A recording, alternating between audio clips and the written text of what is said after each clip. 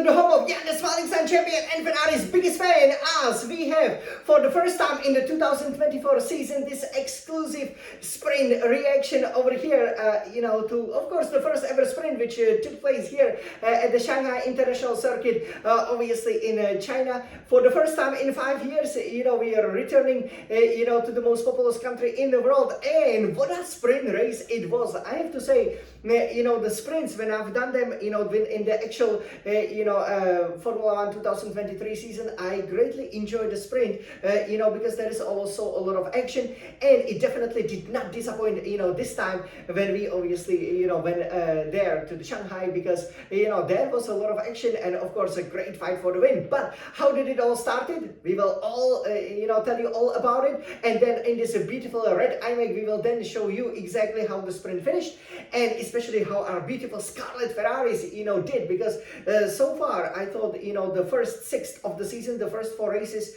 obviously 2 run at night, 2 run during the day, they were pretty, they were really good, from the Ferrari standpoint. However, in China, of course, the rain came. Usually, the first, 2 races and the other 2 races, whether run at night or during the daytime, they were pretty straightforward because there were no weather changes. But in qualifying for sprint, it came down, the rain. And, of course, it also meant that Lando Norris secured the pole position in a controversial style from the future Ferrari driver, Lewis Hamilton. So that was pretty good, right? So then, we were wondering what happens, but of course, for Ferrari's 5th and 7th, that was an ideal start of the line. I thought we did a good job, but again, we would always be fighting with the other cars. So that was a big disadvantage, starting 5th and 7th.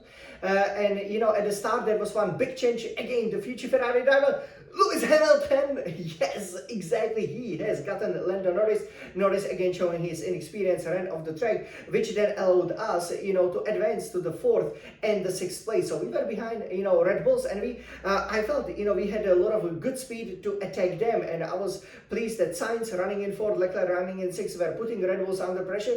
And I would have to say that for, the first third of the sprint race, because sprint race obviously had 19 laps, so for, the first 6 laps, it looked really good, Hamilton leading from Alonso, then Verstappen there, all champions, obviously, and, Sainz, I think, had a great chance to overtake, the Red Bull at the beginning, but he didn't take it. Again, Verstappen obviously, defending very aggressively. But then what happened, around the middle was very disheartening, because suddenly Red Bull just went like 1 second faster, easily overtook Alonso. Then Hamilton cracked under the pressure in the middle of the sprint. Then basically, Verstappen overtook him and ran away with it by almost over 10 seconds. So that was really bad, actually, because I thought there would be some great race between the champions, but in the end, it was a non-event.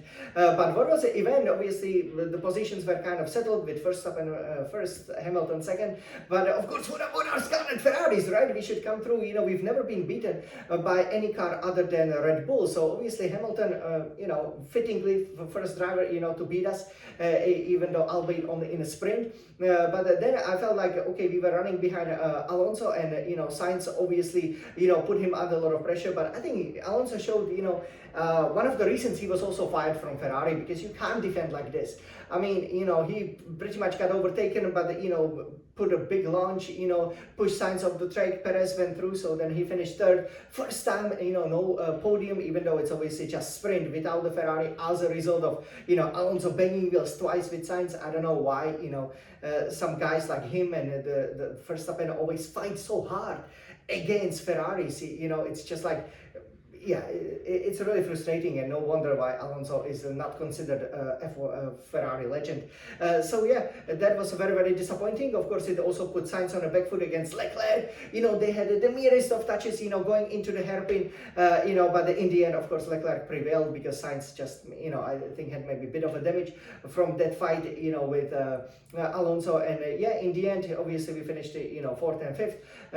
McLaren's behind us, and Alonso dropped with the rear I think the front right puncture, and that was the karma, as he like to call it, because you cannot do that to the Ferrari. So yeah, overall, that's how the race finished. We were also lucky that Leclerc, didn't crash out in qualifying. So what will be very important for the Grand Prix, because obviously with the sprint race, we can also, take a look at a little bit of the preview for the Grand Prix. Will be, to not make any mistakes, especially in qualifying. Not fight with each other too hard, because the main target is the Red Bulls. We again finish right behind them, especially right behind Perez. With Verstappen, again, when he's running in a dirty air, it's definitely possible to fight with him. But again, you have to take your chances when you're ready to overtake, just like Sainz did in Australia. If I believe he overtook Verstappen over here at the beginning of the race, then the sprint would have been really, really exciting. So how did it finish? Let's take a look over here. So this is our first ever F1 sprint, okay, and so yeah, we can definitely see over here Verstappen winning, by some margin, obviously from Hamilton, and then having Perez and Leclerc and Sainz being right up there behind. Obviously, only the top 8 get a point, so the home hero, the Joe Pan Yu, didn't get a point. But it was a good, decent performance, just 5 seconds behind Russell there. So how does the standing look like? So the standing wasn't shown here in the official highlights, so we will just switch over here. This is our top 10. So you can see at the moment Verstappen leading by 15 points. Ferrari's still in it, so in a race we could still go either with Leclerc with 64 points, so 21 behind. If Verstappen has a failure, maybe it will be a wet race, so it's possible to get ahead. Sainz is now 26 points ahead. That's the maximum points on offer, counting the fastest lap, and the rest. Then we have the McLarens, obviously, with Russell, again, crazy Alonso.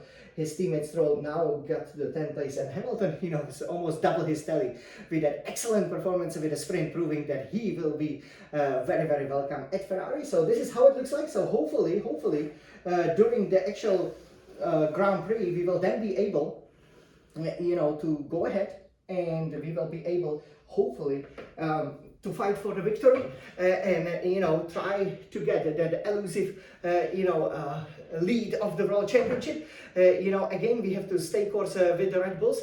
I thought it was a very, very exciting sprint race over here. I hope you all enjoyed as well.